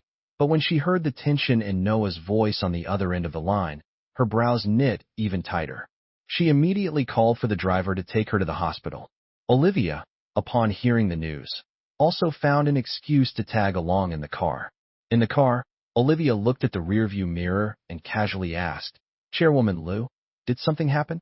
Serafina, still focused on her phone as she tried to calm the panicked Noah through messages, didn't even look up. Emma has a fever, she said flatly. Olivia's eyes paused for a moment, her pupils flickering. I see. Don't worry, Chairwoman Liu, the child will be fine. However, when both women arrived at the hospital, Emma had already been sent into the emergency room. Noah stood frozen in fear, his entire body stiff, face pale as he gripped Serafina's hand. Their eyes met. Olivia's just behind them. Noah froze for a moment, then quickly looked away. If something happens to the baby, if something happens to Emma, I really won't be able to live with it. His voice was hoarse with despair. Serafina gently patted his shoulder and back, doing her best to stay composed. It's okay, don't panic. My parents are on their way. Suddenly, the emergency room doors swung open and the doctor walked out, his face solemn. Ms. Liu, Mr. Smith, your daughter. He paused, as if reluctant to continue. Appears to have a congenital blood disorder which severely compromises her immune system. Noah's body swayed, and he nearly collapsed if not for Serafina supporting him. Serafina forced herself to remain calm. Doctor, what should we do now?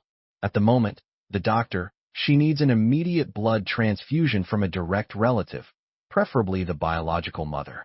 Once her vitals stabilize, we can assess further treatment. Serafina nodded without hesitation. All right, no problem. Serafina immediately rushed forward without hesitation, but after only a few steps, she suddenly felt a tug on her sleeve that halted her. She looked down and saw that the once panicked and disoriented Noah had suddenly gone silent, his sharp, gaunt face now ghostly pale. Assuming he was just worried for her safety, Serafina gently comforted him. Noah, let go. It's okay. I'll go with the doctor to donate blood.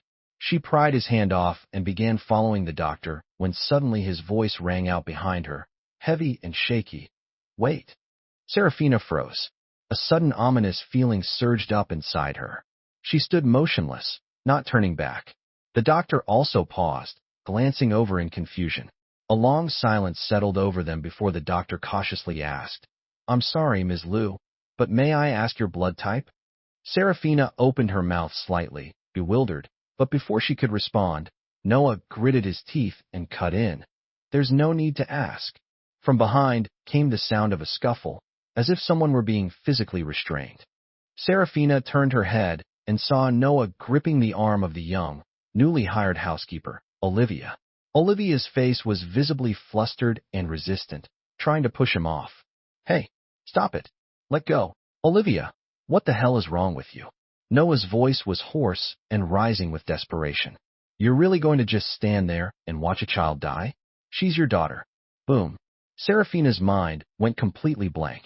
It was as if all the blood in her body had frozen solid. Her gaze shifted toward Eleanor and Robert, who had just arrived at the hospital. They had clearly heard what Noah had just shouted. Both stood frozen, shocked, and utterly confused. Eleanor's voice trembled as she turned to the doctor. What is going on? The doctor frowned, his tone tense. It's complicated, but for now, this woman, he said, gesturing to Olivia, needs to come with me immediately. Serafina closed her eyes. Her breath trembled as she tried to contain the storm building inside her. Then she strode forward, and with surprising strength seized Olivia by the arm. Without giving her a chance to resist, Serafina dragged her straight to the doctor. Chapter 18. Saving people comes first. Iris leaned against the wall and said to him as he was still treating a wounded patient. Most of the lunch hour had already passed, and he was still tending to a man's injuries. Iris had come to find him for lunch, but even after waiting a long while, she showed no sign of impatience. He was wearing a mask with only his eyes visible. Iris stood quietly to the side, her gaze drifting from the man's focused eyes to his skilled hands, then to somewhere else. Inside, she felt calm and quietly content. He finally finished the task at hand, let out a sigh, gave a few final instructions, and stood up to walk over to Iris. They walked side by side out of the room. Once they reached a quiet section of the hallway, he took off his mask to breathe in some fresh air. Turning his head with a hint of guilt, he said, Sorry to keep you, Wah. He suddenly stopped mid-sentence, his pupils widening slightly as he looked into Iris's smiling eyes, just inches away. His ears began to flush. What are you doing? He looked away, his eyes darting around nervously. What if someone walks by? I already checked. No one's here. Iris chuckled and ruffled his hair. Dr. Wong, you did great. Thank you. My boyfriend. When Serafina and he parted ways, he never thought he'd be able to fall for someone again, let alone have the courage to take someone's hand first. But life is unpredictable. You meet someone and it just happens. The moment he hugged Iris, she held him just as tightly. In that instant, his anxious, uneasy heart suddenly felt calm. This wasn't some thrill of a heightened situation. It was something real, genuine feelings. They understood each other without speaking, like survivors of some emotional storm. They held each other for a long time, until a quiet voice broke the moment. You know, I'm still here. Charlotte stood with her arms crossed, feeling like she was radiating awkwardness, but when she locked eyes with her two friends, she couldn't help but smile. People have this mysterious sixth sense sometimes, and she just knew these two were meant to be. They just met a little late, but even now, it was still just right. Because of their personalities and pasts, Arthur and Iris, who together were nearing 70 years old, had only just started dating. Yet there was none of that over-the-top romance. Instead, there was a kind of quiet awkwardness and a gentle steadiness. Iris stood silently outside the patient room, waiting for him to finish, like a girl back in school waiting for the one she liked to get out of class. Sometimes in fleeting moments, he'd recall the way Serafina used to wait for him at the classroom door to walk home together. Back then, he always pretended to be calm while secretly thrilled on the inside. Now when he remembers those times, he feels nothing really. Maybe just a nostalgic sigh for youth, and maybe a bit of curiosity. What kind of girl was Iris when she was a student? One quiet evening, as they walked hand in hand under the night sky, he couldn't resist asking her. Iris thought for a moment and laughed. Probably kind of pretentious. Don't laugh, she said, glancing helplessly at him as he burst out laughing. I'm serious.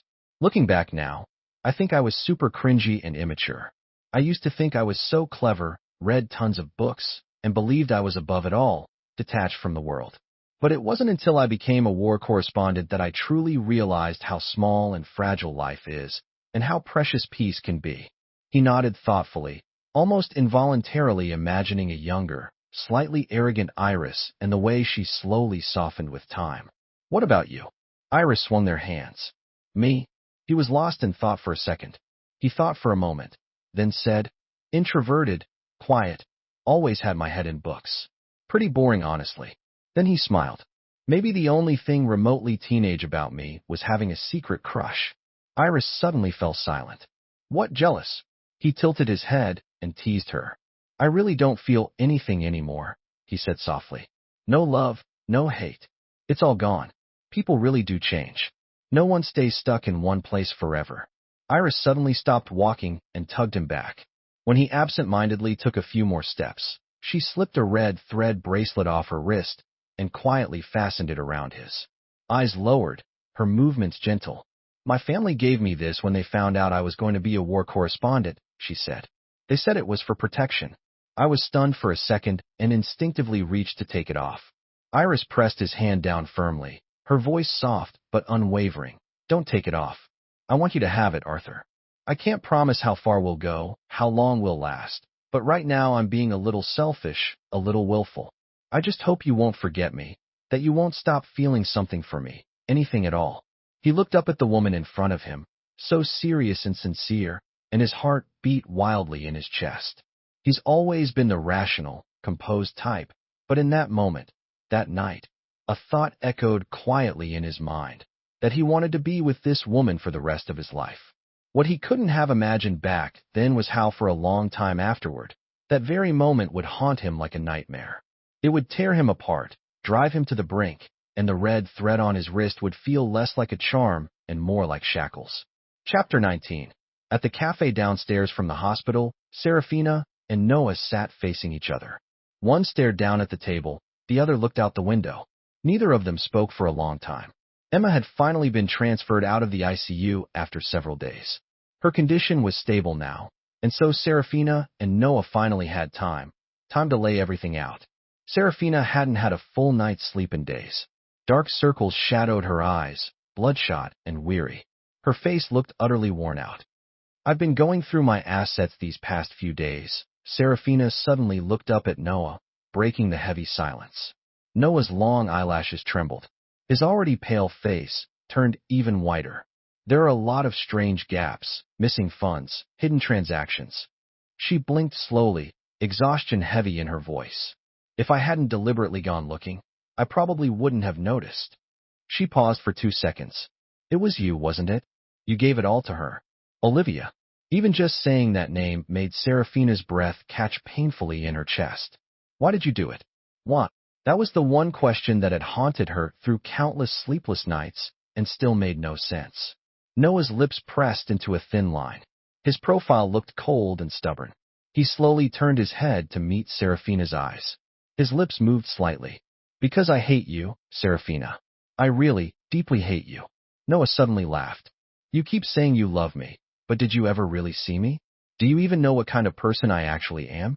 You just projected your own emotions onto someone who fit your fantasy. His breath came quicker. Arthur and you, both of you disgust me. He clearly liked you, but he had to pretend like he didn't care, putting on this self-righteous act like he was starring in some tragic, unrequited love drama. Have you ever seen the way you act around Arthur, Serafina? You're a damn fool. After all these years, you still don't even know who you really love. Noah remembered it clearly. One of his birthday parties back in high school. Everyone had gotten a little drunk from all the fun. At the end of the night, Serafina took Arthur home. Noah had stood behind them, watching Serafina half carry the stumbling Arthur with a mix of annoyance and helplessness. You idiot, she muttered. Can't hold your liquor and still keep drinking. My mom's gonna yell at me for this. You talk too much, Arthur slurred, his head resting sleepily on Serafina's shoulder. The ones involved are always blind. It's the bystanders who see things clearly. And Noah was the bystander who got dragged into it. He had stood there expressionless, but his fists at his sides were clenched so tightly his nails dug deep into his palms. Later, he met Olivia, drawn to her dangerous, seductive energy. He fell completely for her. But then Olivia got hooked on gambling, racked up a huge debt. Noah's family never cared much about him. And Olivia, she had no way to pay it back herself. As he stood in frustration trying to find a way out, he saw the news about Serafina and Arthur. That's when the plan was born. Serafina sat there listening to Noah's voice, sometimes resentful, sometimes laced with mockery, and felt a growing panic and confusion swelling inside her. And my daughter? She asked. Relax, we're not that heartless, Noah said coldly. She's being taken care of. So, her voice cracked, dry and hollow. What you said about Arthur? Noah smirked, pure contempt on his face. Obviously a lie. I just made it up. That idiot really believed you and I were in love. He even gave us his blessing. Can you believe that? Absolutely revolting. Serafina's breath caught. It felt like a hand was slowly squeezing her heart tighter and tighter. A flood of memories surged through her mind. The flat, uneventful years of their marriage. The way Arthur looked when he was misunderstood. His journals. So many things, scene after scene, clear and cruel. Her eyes reddened, and the fists resting on her knees slowly clenched. It was only in this moment that she finally realized. She really missed Arthur, and she truly, deeply regretted everything. Chapter 20. When Serafina received Charlotte's call, she was both confused and emotionally unsettled. After all, for years she had believed Charlotte was Arthur's unattainable true love, the one he had always carried a torch for. She recalled things she had done in the past, and the feelings that had come with them, and only now, in hindsight, she realized maybe she'd been jealous back then. She just hadn't known it. Her voice was distracted. Hello? What is it? Charlotte's reaction on the other end was strange. There was a long silence before a hoarse, dry voice finally spoke. Arthur and I are back, but he's not okay. Serafina rushed to the address Charlotte had sent her, heart pounding. She ran down the hallway and flung open the door. Her steps came to a sudden halt. She stood there, breathing heavily, eyes fixed on the back of the man sitting in the room. Charlotte and several other people, doctors from the look of them, stood nearby, discussing something in low tones. Serafina stepped forward slowly. Charlotte noticed her and raised a hand to stop her. She looked utterly exhausted, carrying the weight of unspoken burdens. She hadn't rested properly in a long time. Serafina leaned sideways, trying to get a glimpse of Arthur's face, but all she could see were the bandages wrapped around his arm and his head. Her anxiety spiked. What happened? What's going on? Charlotte glanced at Arthur, then pulled Serafina to the side. In a calm, concise voice, she explained everything. During the time Arthur had vanished without contact, he had gone to Africa to work with Doctors Without Borders. There he met Charlotte's friend, Iris, a war correspondent. They had fallen in love. They were together, but then Iris was caught in an attack. She died. Or rather, Serafina suspected that Charlotte had originally meant to say died, but changed it last second, softening it to was caught in the conflict. Iris had stayed behind to cover Arthur's retreat and was caught in an explosion. There was nobody, no time, no conditions to search in the war zone. People died every day, lives were lost like ants underfoot. Arthur was deeply traumatized. Since regaining consciousness, he had barely spoken. It was as if his soul had been left behind in that chaos.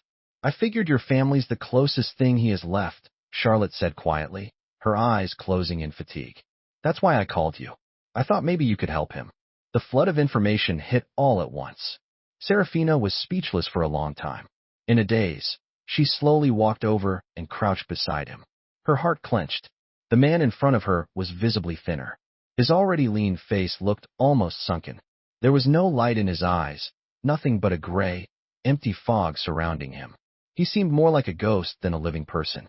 Only the red string bracelet on his left wrist, something Serafina had never seen before, stood out, bright, vivid, the only color left on him. Arthur. Serafina called his name gently, reaching out to pat him lightly. It's me, Serafina, she said slowly, carefully, as if afraid of scaring him. Can you hear me? It's been a long time, Arthur. She whispered to him for what felt like an eternity, until finally there was a flicker of response. His pupils moved slowly. He turned his head downward and saw her face. Serafina sat up straighter, her voice trembling with hope. Arthur, look at me. It's me, Serafina. His lips moved. His brows drew together slightly. Serafina, you're Serafina? Yes, I am. Serafina's eyes burned, her heart aching so badly it was hard to breathe. Suddenly, his frail body began to tremble uncontrollably. His voice broke into fragments. She died, Serafina. Do you know she's dead? Iris. Her name was Iris. She died for me. She died protecting me. I. Tears spilled from his wide, hollow eyes, drenched in despair. He stopped speaking. Instead, he buried his head in his hands and let out a pained, guttural wail. Serafina moved. Charlotte and the other doctors rushed over, trying to calm him, restrain him. Serafina was pushed aside, landing on the floor. She stared at the scene in front of her, dazed. Arthur's emotions spilled into the room like a tangible force, engulfing her, pulling her in. Her chest hurt as if stabbed by 1,000 needles. She couldn't breathe. If she hadn't been so blind, if she hadn't believed Noah so easily, would Arthur have never gone to Africa? Would he have never met Iris? Would none of this have happened? Would he still be the same Arthur she once knew? It was her fault. If time could rewind, if she had cherished Arthur the way he deserved, would everything have turned out differently? Chapter 21. Go first. Don't worry about me. It'll be fine. Arthur, just go. You go first. He jolted awake from the dream. He lay in bed with his eyes wide open, drenched in sweat. His body was still trembling uncontrollably, his breathing rapid and uneven. He stayed in that state for a while before slowly pushing himself up, cradling his head with a shaky hand. He had dreamed of that day again. Iris's final words still echoed in his ears, haunting and inescapable. He closed his eyes. His right hand instinctively reached for the red thread on his left wrist, muscle memory, an anchor he clung to as he painstakingly pieced together his shattered emotions. He had done this countless times over the past few days. Who knows how long passed before he dragged his aching, weak body downstairs. In the kitchen, he poured a glass of water and leaned against the island, sipping slowly. Suddenly, he heard the soft rustling of footsteps approaching. He turned his head and saw Serafina standing there in silence. They locked eyes for a few seconds. He gave a faint smile. Why aren't you asleep yet? Serafina's pupils were dark as ink, staring at him as if lost in thought. She dropped her gaze and said softly, I heard some noise downstairs, came out to check. Serafina walked over to him, picked up a glass, and poured herself some water too. The late-night air was quiet, not a word spoken between them. "You've been staying here these days," he mentioned casually. "What about Noah? Why isn't he with you?"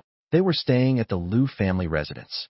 Eleanor had found out about what happened to him and was heartbroken. She'd been trying everything to help him recover his strength, but he'd been drowning in his own emotions for so long. He had no space to care about anything else. Only recently had he started feeling a bit better, and only then did he begin to notice that something felt off. "Speaking of your kid, I still haven't met them yet," he said, his tone light, as if they were just ordinary siblings chatting. "Are they cute?" Serafina was strangely silent for a long time. Then, out of nowhere, she said, "Very cute. But they're not my child." He froze, not quite understanding what she meant. As he set the glass down on the counter with a soft clink, Serafina's eyes momentarily lost focus. She slowly began to explain. He listened quietly as she told him what had happened during this time and the truth behind it all. A complicated mix of emotions stirred in him. Absurdity, resignation, or maybe just the dull indifference of someone uninvolved. Olivia never really quit gambling. After Noah helped her patch up her previous debts, she went and lost a huge amount again. And she's been sleeping around with a bunch of people. Lots of folks have their eyes on her now. It's not going to end well. Noah's done with her. He gave a quiet in response. "So what are you two planning to do?" "Divorce. We're getting the paperwork done in a few days," Serafina said with her head lowered. "As for the child, he's Noah's, of course. But the kid's sick, and I'll do my best to pull strings and find resources to help treat him. That's all." He tilted his head back and drained the last sip of water in his glass, nodding without emotion. "Sounds good. Well, I'll just..." Arthur, just as he turned to leave, his wrist was suddenly grabbed by a forceful hand. He didn't react. Serafina clung to his arm, refusing to let go. She was clearly panicked, her words stumbling out. I'm sorry for how I treated you back then. I really am. I know I was stupid and slow to realize what mattered, but I've finally seen it now. I've changed, I swear. Can we start over? Could you maybe still love me again?" Her palm pressed against his skin, feeling the protruding bones. It broke her heart how Arthur was still so thin, so worn out. She truly wanted to treat him well now, to make up for all those lost years. He didn't shake Serafina off, nor did he speak for a long time. They just stood there in that posture for who knows how long. At last, he spoke. "Serafina, I accept your apology. But let's not." Serafina's emotions plunged again, stunned as she watched him turn away. He gently slipped his hand from hers. His eyes were calm, yet glistening. "There's no chance for us anymore. I really did love you all those years. Even now, I'm grateful you once brought light into my life. But the past doesn't come back, and I no longer have the strength to love someone again." Chapter 22. A divorce between Serafina and Noah was handled quietly and swiftly. Everything that needed to be said had already been said. When they walked out of the civil affairs office, they parted ways without another word. Halfway down the steps, Noah couldn't help but turn his head. But unlike the endings in movies, no one was waiting behind him. When he looked back, all he saw was the back of Serafina's car as it disappeared down the road. He stood there for a long moment, dazed, before curling his lips into a self-mocking smile and turning away. Suddenly, his phone lit up with an incoming call from an unknown number. Noah stared at the screen for a few seconds with a blank expression before pressing the answer button. At once, a voice came through that made his stomach turn. "Babe, sweetheart. Noah, help me. You have to help me." Olivia's breathless, frantic voice continued. "If even you abandon me, those people are really going to kill me. Emma. Think about Emma. I'm her mother.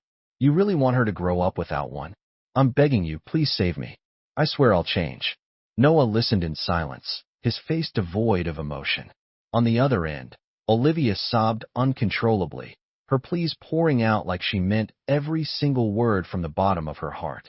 Closing his eyes in disgust, Noah finally spoke. "Olivia, you brought all this on yourself. Whether you live or die has nothing to do with me. My child doesn't need someone like you as a mother. You're on your own now." With that, he pulled the phone away from his ear. On the other end, Olivia fell silent for a beat, then launched into a furious tirade. Amid the onslaught of vile, foul-mouthed insults, Noah calmly pressed the hang-up button and immediately blocked the number again. He then removed the SIM card from the phone, walked to a nearby trash bin, snapped the card in two, and tossed it in without flinching. Afterward, Noah lowered his gaze and took a deep, trembling breath. What right did he have to call Serafina and Arthur fools? He was just as much a fool himself. It was like he'd been bewitched, falling for someone like that. Suffocated by the weight in his chest, Noah found himself wandering toward the park, hoping the air might help clear his mind. And there he unexpectedly ran into someone. They crossed paths on the winding path through the park, both freezing in their tracks. He stopped, a flicker of hesitation passing across his face. Seeing him begin to turn and walk another way, Noah blurted out, "Wait." He rushed over, grabbing his arm to stop him from leaving. They sat down on a bench. Maybe it was the nice weather or the fresh air carried by all the greenery, but for once they talked peacefully. Noah had already heard what had happened to him, and there was a quiet sense of sympathy in his expression. He hadn't planned what to say when he stopped him, spent half the time just figuring it out in his head. What kind of person was she? He paused for a moment, then realized who she referred to. Instinctively, his eyes dropped to the red string on his left wrist. Noah noticed too, glancing sideways. "She gave that to you?" "Yes." His expression softened slightly as he nodded. As if suddenly caught in memories, or maybe just searching for the right words, he stared into space for a long while before he spoke again. "She was someone who made you feel safe. Someone who made you believe in courage and hope again. Honestly, I don't even know how to describe her exactly. Just that I loved her very much, and I miss her." His voice grew softer as the words trailed off, the ending barely audible. Noah watched his face, and something tightened in his chest. He was stubborn, almost to the point of obsession. He had never regretted his choices because they were his to make. But right now, he couldn't stop himself from asking, "Do you blame me? If it hadn't been for me, maybe you and Serafina could have." He seemed surprised by his question, then he actually gave a faint laugh and shook his head. "I don't think like that. Even without you, Serafina and I might not have ended well. Who can say for sure?" he murmured. "Without you, I never would have had the chance to explore my own beliefs. I wouldn't have met her, and I never once regretted meeting her." Noah's throat felt dry. The words, "I'm sorry," hovered on his lips, but in the end they never came out. He tilted his head back, looking up at the maze of tree branches overhead. Sunlight filtered through the gaps, so bright it made him squint. And then he said softly, "I never regret anything. She was the red thread around my wrist until it became my lifeblood, and she's been with me ever since." Chapter 23. 2 years flew by in the blink of an eye. During that time, he carried his backpack and traveled to many corners of the world. His beard grew long, then was shaved short. His clothes went from t-shirts to heavy down jackets. The only thing that never changed was the red thread on his wrist. It never once left him. Strangely, it never wore down or faded. It was as if it had truly become part of him, part of his bloodstream, fused into his life. In every place he visited, he would take a picture of himself. Nothing fancy, no stylish outfits or professional angles, just a simple smile, as if to say to someone, "Look, I'm doing fine." He sent a lot of postcards, one to the Lou family, one to Charlotte, but he rarely went back. He just kept moving on from one place to the next. "I'm on leave. When are you coming back? It's been forever. Let's catch up sometime." Charlotte's message lit up the screen. She had been worried about his mental state, especially in the beginning. Maybe she feared he'd snap in the middle of some journey and end his life, so she often checked in. It made him laugh and sigh at the same time, but deep down he knew it was care from a true friend. "We'll see," he typed back. Just as he sent the message, a sudden commotion broke out nearby. Looking up, he saw a middle-aged woman collapse at the entrance of a cafe, clutching her chest, her face contorted in pain as she struggled to breathe. Someone's having a medical emergency. Call an ambulance." "Is there a doctor?" Without hesitation, he dropped his bag and ran over, shouting clearly as he moved, "Make way. I'm a doctor." He knelt down and calmly performed an initial assessment of her condition, then pulled an emergency kit from his backpack. "Has someone called an ambulance?" Without even looking up, he asked. When someone said yes, he took their phone and gave a quick, concise report of her status to the emergency line. "What happened? Is she okay?" A woman's anxious voice called out from outside the crowd. His hands froze mid-motion. He jerked his head up. His heart skipped a beat. The world around him blurred. A familiar face, etched into his thoughts day and night, filled his vision. Go, Arthur. He quickly forced himself to focus again, suppressing every surge of emotion, and continued the rescue calmly. Only when the woman stabilized and was taken over by the medics did he finally exhale in relief. He stood up, legs weak and trembling, glancing around anxiously. His breath caught. She was still there, still standing in the same spot. The crowd had dispersed, leaving only her. At her feet, a cane rested silently. He stood frozen for a long time, unmoving. His eyes slowly turned red. Iris looked at him, her eyes just as red. She gave a gentle, sorrowful smile. It's been a long time, Arthur. I'm sorry. He rushed forward and hugged her tightly, closing his eyes. His tears soaked through her shirt. Iris hadn't died that day. She had narrowly escaped the explosion. Someone saved her. She survived, but her legs were seriously injured. When she woke up in the hospital, she fell into despair. She couldn't accept the possibility of being disabled for life. She didn't have the courage to face him, didn't want to burden him. So she hid everything, faked her own death. For 2 years, she lived in this quiet town, running a small cafe. After a long period of depression, she suddenly picked herself up again and began rehabilitation, from relying entirely on a wheelchair to now being able to walk independently with a cane. He listened quietly as she told him everything. His heart ached for her, but there was no anger. They exchanged stories about the days they had missed in each other's lives. He told her honestly how he had felt, and when he saw the guilt and pain on Iris's face, he gently kissed her. Don't say you're sorry. If you feel guilty, then don't ever think of yourself as a burden. Don't ever leave me again. Iris blinked in surprise, then let out a tearful laugh. She hugged her brave lover tightly. I love you, Arthur. I love you too. After all these years apart, to turn around and find the one you love still there. Only love and courage can give us the strength to embrace each other again. This time, never to let go.